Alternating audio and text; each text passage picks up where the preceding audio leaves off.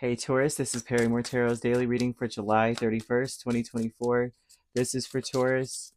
Last shuffle for Taurus. Let's see what's going on, Taurus. Taurus, we have a milestone and we have status quo. You're breaking free from the norm, the crowd. This is saying that you're finally at a place where you might realize who you are in a sense. When a milestone is usually like you would have eventually reached this point anyway. And so, but with the status quo, this is a cycle that you may be going through where you're trying to just keep things balanced. You finally reached a point where you're like, you know what, I'm different. What is the, oh my gosh, I don't know if you guys, Cat Williams, right? He had a stand up and I can't remember which one it was, where he was like, he was bringing up how men can accept who they are, right? They just look at the mirror and they go, yep, I got a big nose, that's what it is. All right, well, anyway. And there's something about you accepting yourself in that manner, just being like, well, you know what, my ears stick out a little bit and that's okay with me. And it's not necessarily that this is something surface level physical, right? But this would be about owning something, owning your stuff, owning what owning what, like, it's not just surface but what's on the outside. Like you just accept who you are, right? With the sun over the whole reading, the sun is speaking a lot about how something is finally illuminated to you, where you see something for what it is. It's very clear to you. Something is very clear. And a milestone with the King of Pentacles, Tower, Nine of Wands, and the Knight of Wands speaks about that finally you're at a place now where you're like, I'm no longer going to kind of wait till something is perfected or something is super stable. It's like you're just going for it. I think that you got a reading like this a couple of days ago or the yesterday. Um, Someone did. This feels like a very, not just a specific message, but just in general, it feels like something that's been told to you repetitively. I'm sorry to repeat the same message, but that's just what they keep talking about. They're saying that you finally may have had a eureka moment, that you're good just the way you are, right? All these things that you may look at as quirks or like something that's like a flaw is not a flaw. It's like, this is what makes you different. This is what gives you the drive, right? No one, and once again, I feel like I've said this before, but they want to drive home that spirit would not have given you your life if it wasn't meant for you to live it. Like the life that you're walking in now, the person you're walking, the shoes you're in right now, the situations you're in right now was meant for you.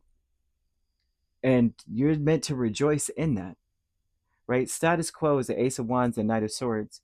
And so this is about people speaking differently. This is about you being honest. It's new, it's different, and celebrating yourself. This is about being very ambitious or finding this spark. And for status quo to be here, that means that it's going to stick around for a minute. This is a cycle of normalcy, which means it's going to be that this is like your new normal, right? This ambition that you may feel. You might have gotten a new idea, a new job, but this is telling me that this is a eureka, boom, holy crap moment that's worth celebrating. So be open to accepting yourself for who you are, because something is meant for you to discover, to go after, and to accomplish, and to celebrate. Okay, something is meant for you. I think a lot of us struggle with accepting those things about ourselves. The way that the world works with social media, with TV, with all these models and all these people out here, it's like they all, if you look, they're all the same. They do their hair the same, they wear the same clothes, they speak the same, they say the same, dude, bruh, and all this stuff. And no offense to anyone who says it, because I do it too. But we don't prize individuality as much. And that is the one thing Spirit says is our gift, right? It's a gift to be different from the other person, right? That's what makes a person beautiful, to be honest. If you look at all the supermodels, are they, some of them are actually, it's very beautiful, right? They're very beautiful, but by standards of certain cultures, maybe not, right? But what they have, something that makes them stand out. It might be something weird. They have a big forehead. You don't notice it because they have pretty bangs, right? This guy, whatever it is, right?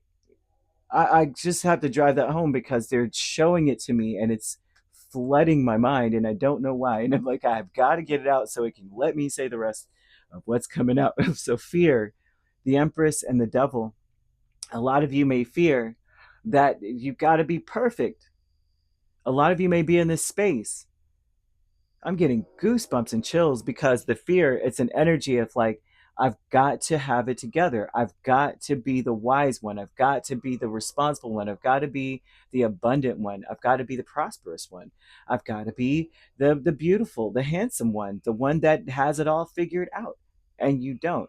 There's a fear that, well, this is what this is showing, right? Usually this means you, if there's a fear, the Empress, if she's afraid of anything, she's not prepared. She's not prepared for what's coming in. If the devil is afraid of anything, he is afraid of losing you. The devil is afraid of losing his victims. You know what I mean?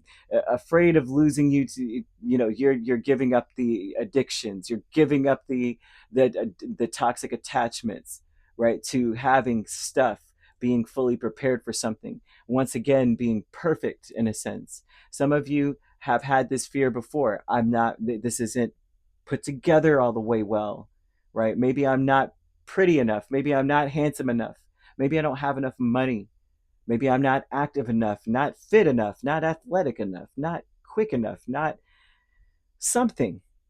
Would be the Nine of Wands, something, a chip on my shoulder in so many ways. Spirit's saying that they're revealing it to you. It's a milestone that you finally will see. That you know that you need to celebrate those small things that you may see as flaws are actually like they're trademarks, spiritual trademarks, even physical. I hope somebody hears me. I really do, because man, your higher self is the Five of Wands and the Two of Pentacles. Because the way they're telling me, it's like it's almost bringing me to tears, and I don't know why lately Taurus has been moving me to tears. Your higher self, the Five of Wands and Two of Pentacles, is talking about a struggle that you have been. This is something that's been going on for some time. This would say that you always have one foot in and one foot out of this struggle, whatever this is. Like you've been struggling to see those things that and persevere through, instead of looking at them as, why me? Why me though? And then you go, why not me? Right? Then you're back on that why me. And so they're telling you here, your higher self is telling you that you're meant to overcome, free yourself from this, right? You're meant to allow your difference, the difference, the what makes you you, to define you, to allow it to be the stepping stone, to realize that all these things in your life, they're happening for a reason. One, that you have extraordinary gifts that are not like any other. And especially in this field, right? I guess you could call it a field. A lot of readers are like, for me at least, so I could say this, they're showing how so many readers, they say little catchphrases, or and I have no qualm with that, because sometimes it's like, just because you can read this, just because you have a gift, just because you have a clear ability, right, clear audience, clairvoyance or whatever, doesn't mean that it hits you the same as the next person.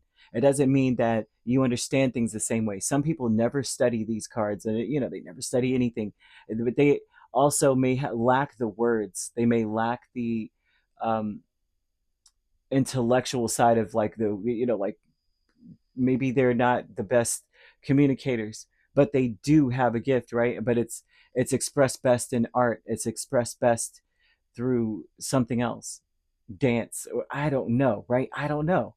They're able to tell you, they could see things, and so they're telling you here, you got to embrace what makes you you and what makes you different from other people.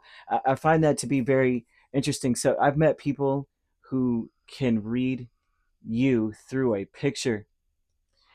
Man, this one reader told me stuff about me through a picture. I couldn't believe it. It says, this is this and that is that, and it was so accurate. Everyone has a different gift, and you've got to embrace what's yours because it's going to be revealed to you. The sun is a promise. It's going to be revealed to you. Maybe for some of you, if you're not able to get yourself out of this place of saying, I'm not, I'm not like everyone else, and that's a bad thing. If you don't get out of that, it's going to hit you hard. Where you have a gift, um, the tower would say that spirit's going to take away everything till you accept it. You know, I would accept it. I hope this made sense. I hope this made sense because what I'm seeing and the way I'm saying it, I'm just like, oh my gosh, I hope I'm doing it justice. You could be dealing with a Leo, a Scorpio, a Capricorn, another Taurus, or a Libra, but we also have Virgo and Aries or Sagittarius as well. Ooh, and we also have Gemini or an Aquarius also. So you could be a Taurus Gemini cusp. We have Leo Virgo cusp, Virgo Libra cusp, and Sagittarius Capricorn cusp, Capricorn Aquarius cusp. Or if you're not dealing with these signs could also be in your chart. If you'd like to book a personal reading with me, my links are on my page. Peace, love, and light. Take care.